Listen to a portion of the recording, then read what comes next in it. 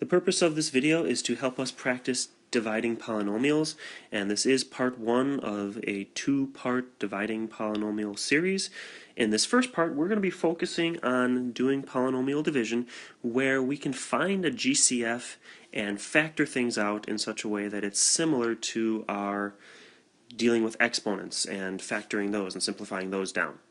So this video is all going to be about GCF factoring for dividing polynomials, and the part two is going to be how to using long division to divide our polynomials, which is a little more complicated, but if you are decent at long division, it's just a extension of that long division property.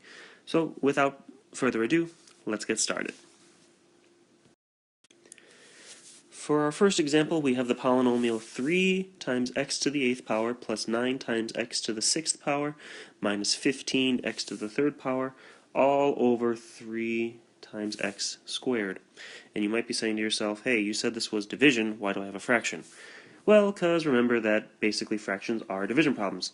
This is the number that's being divided, this is the number that is doing the dividing.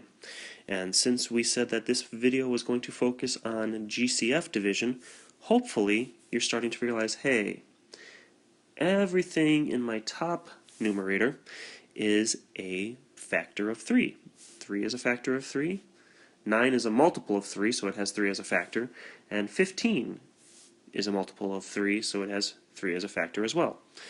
So I can factor out a 3 from my numerator.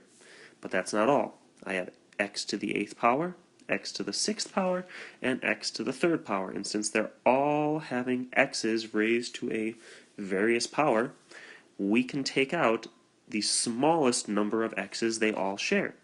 And since this is 3, this is 6, and this is 8, they all have at least 3. So our first step is going to be factoring. We have 3 being factored out. And let's write this over here, 3x to the 8th plus 9x to the 6th power minus 15x to the 3rd.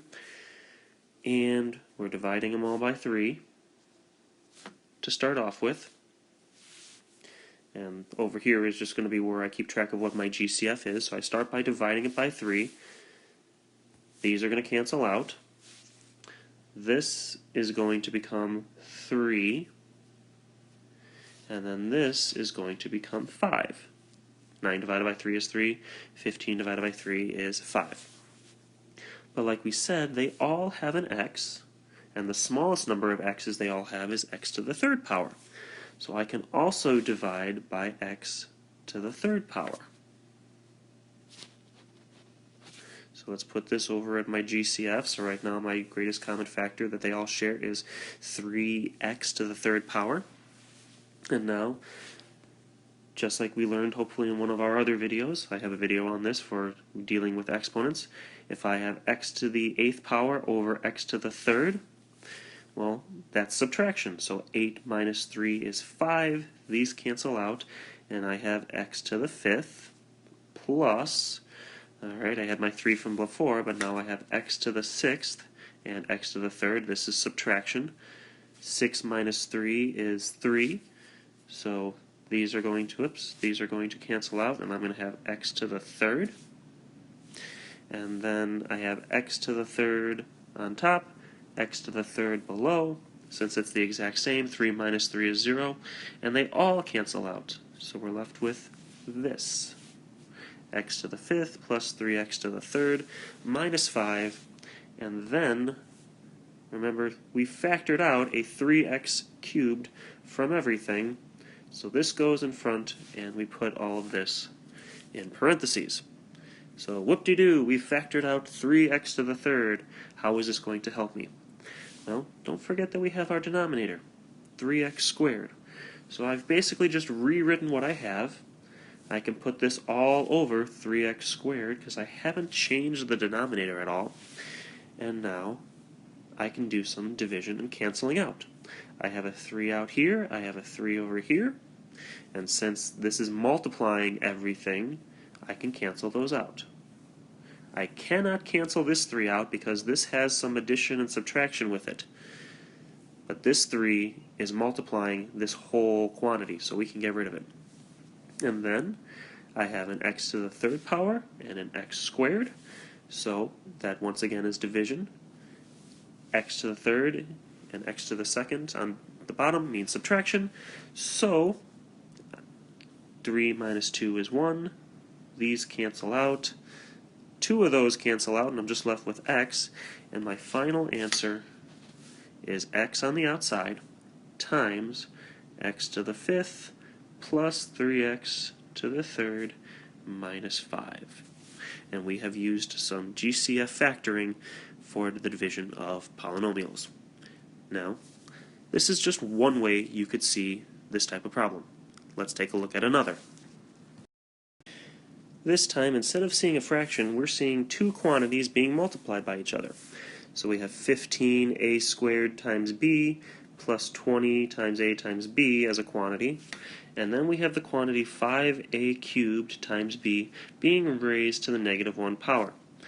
Well, remember, if it's a negative 1 power, we can actually put that in the denominator.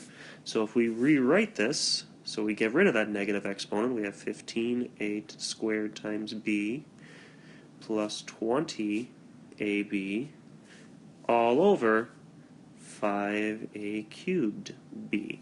And now it looks very much like that first example, where I have a fraction and we're dividing by the bottom.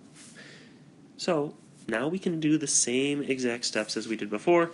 The only difference here was starting off with that negative exponent and having to deal with it. So if we notice, what are 15 and 20? What do they have in common? Well, they're both a multiple of 5, and what do you know? We're going to have a 5 in the denominator, so this is going to work out pretty nice. So since they both have a multiple of 5, oops, ran out of room. That's alright, I'll just slide it over. I've got 15a squared b plus 20ab, and we said they're both a multiple of 5, so we can divide both of them by 5 to start off with, because that is one of their greatest common factors, and I'm going to keep track of my GCF over here. So what is 15 divided by 5? Well, that is 3. What is 20 divided by 5? That is 4. Now take a look at the a's. This has 2 a's, this only has 1, but since they both have a's, I can take 1 out. So I'm going to divide by a on both of them and add that to my GCF. A squared divided by a just gives me 1a, so this cancels out and takes 1 with it. A to the first power divided by a to the first power, well, they both cancel out, and we're just left with the 4 down there still. Now, if we have time to look at the b, which we do, they both only have 1b, so I can factor out 1b. And both of those are going to cancel out, and we're left with 3a plus 4 being multiplied by our GCF, which was 5 times a b. Alright, so now that I've got this, what can we do with it? Well, let me clean up my page a little bit and make some more room. So here we have now that I've cleaned everything up, 5ab, which is our GCF, times 3a plus 4, and we have underneath 5a cubed times b. Just like before, now we can do some division because I have some multiplication going on and I can cancel out similar terms from the numerator and the denominator. So since I have a 5 on top and a 5 below, those both cancel out. Since I have a b on top and a b below, those both cancel out. And then we got to look at the a's. I have 1a on top and 3 a's below. So if I cancel 1a away from both of those, the a's on the numerator go away, and I'm left with a squared below. So our final answer becomes 3a plus 4 all over a squared, and that is the simplified version of our original problem. Pretty nice. Okay, let's try one more. Alright, for our final example, we have x squared plus 8x plus 15 being divided by x plus 3. And if you notice, This is very different from our first two examples because I don't have any greatest common factors up top. Okay, this is 1, this is 8, this is 15. The only thing that those all share is 1. This is x squared, this is x, and this doesn't have an x, so I can't take out anything. You might be thinking, I can't do this. But remember, we have lots of ways to dealing with these trinomials. And one way, remember, is our diamond method. We can see, hey, can I factor this down into something simpler to work with that maybe I can divide by then? And you're absolutely right. So if we use our diamond method, I'll draw my x. Remember, up top, this is a times c, and down below, this is b. We got a, b, and c here. So if I want a times c in the top, that's 1 times 15, so this just becomes 15. B is 8, so down below I just have the number 8. And now we got to fill in the sides. Remember, the sides are the two numbers we can come up with that multiply to give us 15, the top number, but add to give us 8, the bottom number. And you could come up with some combinations, see what you get for factors of 15, but the ones that are going to work best are 3 and 5. 3 times 5 gets us 15, 3 plus 5 gives us 8. So how can I use this? I take my numbers on the sides, they're both positive, and that means they become x plus 3 and x plus 5. So these binomials, when multiplied together down here, give us this. And now don't forget your denominator of x plus 3. And hopefully at this point you're starting to see where I'm going. I have an x plus 3 quantity. Whoops, don't want to circle it, I want to use the highlighter. I have an x plus 3 quantity in the numerator. I have an x plus 3 quantity in the denominator. And since I'm just multiplying them, okay, it's key that they're multiplying. If there was a plus symbol here or a subtraction, we couldn't do this. But since they're being multiplied, I can take that factor out. And my answer ends up being just x plus 5. So there you have it. We have divided polynomials by using GCFs and other factoring methods. And this was part 1. Part 2 is going to be dealing with long division.